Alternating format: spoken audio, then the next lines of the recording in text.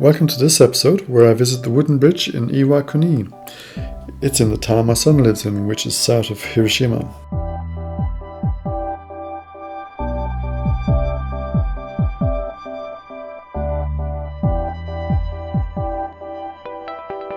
In the last episode, I explored Hiroshima and painted a street scene from there.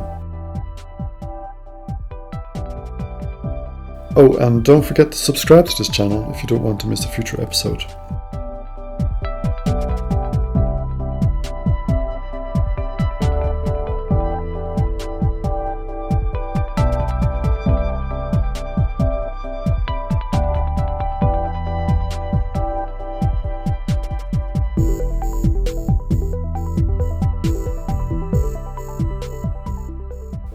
As you can imagine, it was wonderful for me to be in Japan and in the town of Iwakuni, which is 40 minutes south of Hiroshima, and spending time with my son and his wife and meeting his family.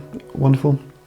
But while he was working during the day, during the weekday, myself and my wife would take excursions and visit and explore the area, of course. And one of the easier ones was to visit the wooden bridge, and it's called Kintaikyo Bridge. I'm probably wrong the way I pronounced it, but anyway, it's easier just saying the wooden bridge in Iwakuni, and then I think everyone knows that.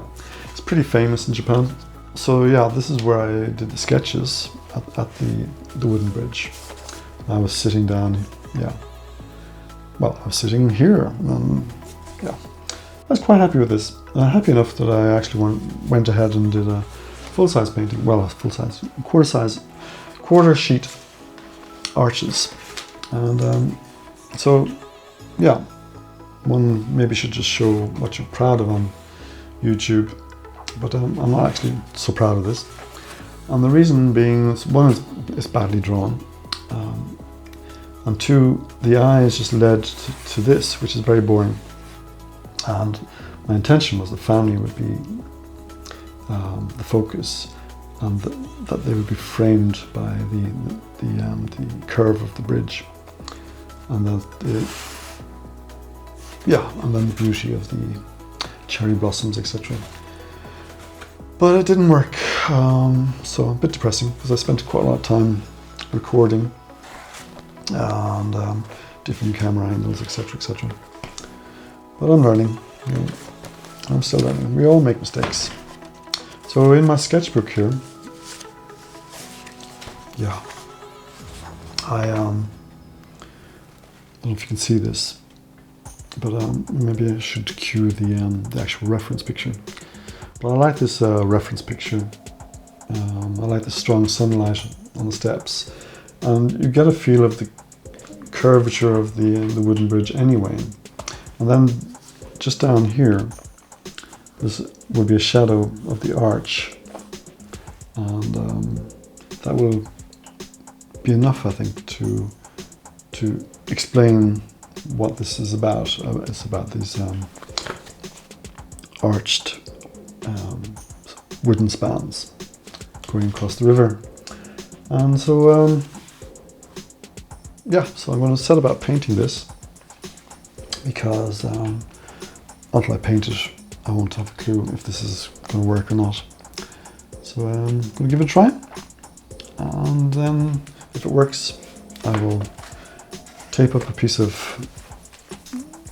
proper old watercolour paper, probably Saunders Waterford at the moment. So I think for some reason I need to change. I've been a bit more. I've been looking at Joseph Spookfidge's videos, and actually I think I have his latest one here. Yeah, very good. So he uses Saunders, so I'm trying that. And I actually like it at the moment. Yeah. And also my sketchbook here, I think that's probably the main reason, is that this is sketchbook is from a local art store, but it's it's Saunders waterfoot. And so I've been getting used to it when I'm sketching. So they're kind of weaning me off my arches, which is sneaky. Anyway, okay, so time to record.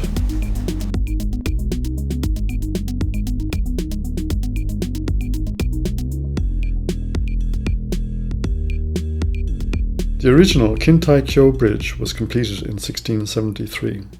Unfortunately, it was washed away in 1950 by a typhoon. It was promptly rebuilt 3 years later. The bridge was so well designed, the original structure was not changed.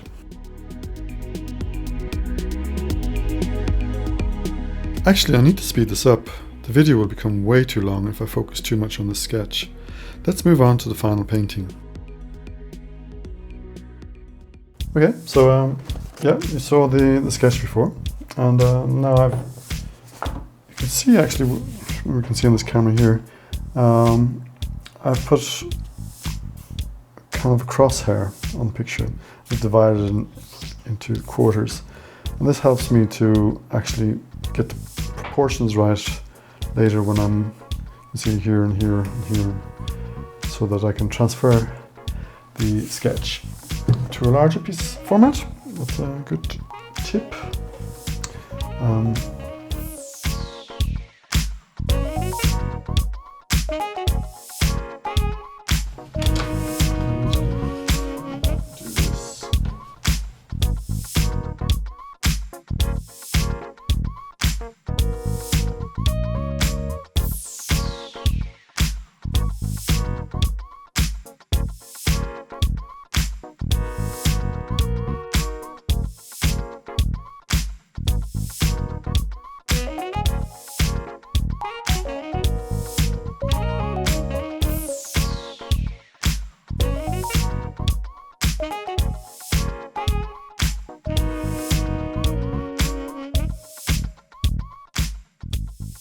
I think tilt up. I'm not tilting up a lot today because you can tilt up at this angle. It should be easier for this camera to see. But it's easier for me to paint at this lower angle when I'm putting on, especially the background wash. It doesn't run as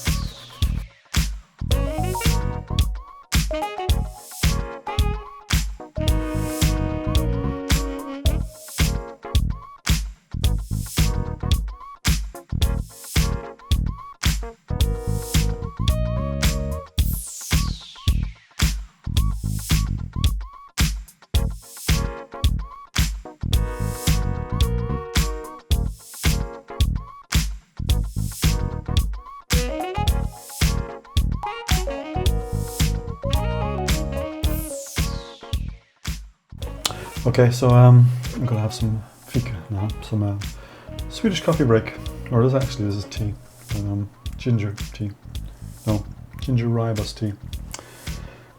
Anyway, yeah, pretty happy. It's just dry, the painting's dry, and I'm resting. I don't know, it's quite tiring painting. Watercolour doesn't seem to be the first appearance, doesn't seem to be the most physical of activities, but it leaves me exhausted. Anyway, tea break.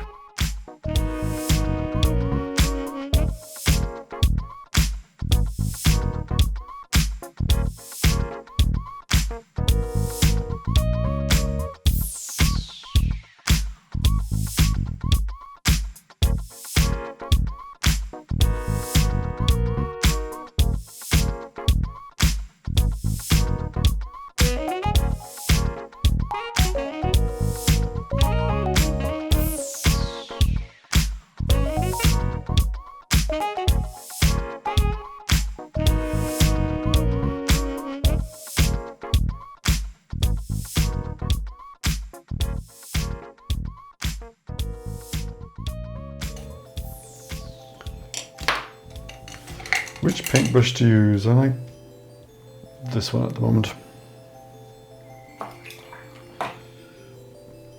It's a half and half, or I think actually it's quite a cheap brush. but it's so it's probably 80% synthetic, and then there's some sable, real sable there as well. But it's got a great point. This is what I like most about it, and it's got a good balance. You have to try lots of different brushes. This is a VINCI. It's also half synthetic, half sable. This is probably 50-50.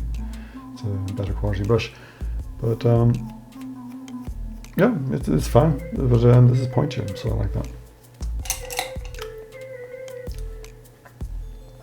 I have full sable, 100% sable. These are much softer and are great for washes and things. Any ideas? Now I'm doing some detailing, so which detailing though?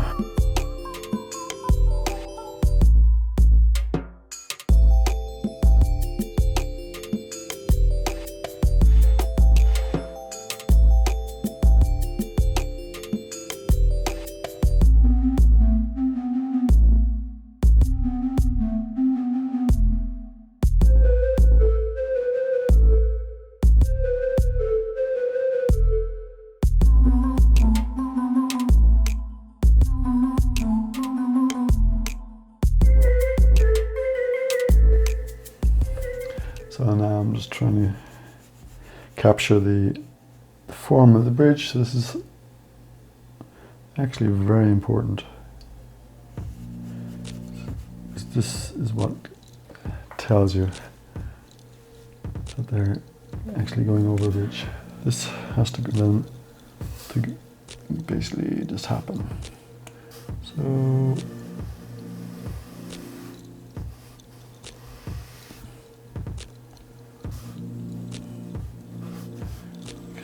correct or not correct? This is the question. I'm quite happy with that shade.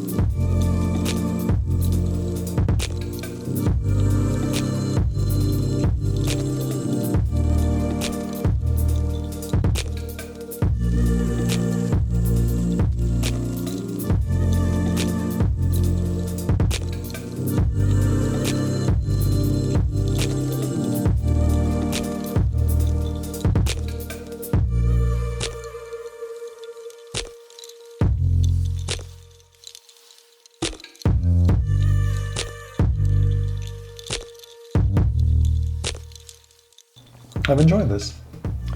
It's been interesting to try and capture not just this image, but to capture my holiday, my trip to Iwakuni, and to this wonderful bridge. Yeah, so I'm happy with this. I'll take a photograph and then take the tape off. So, okay.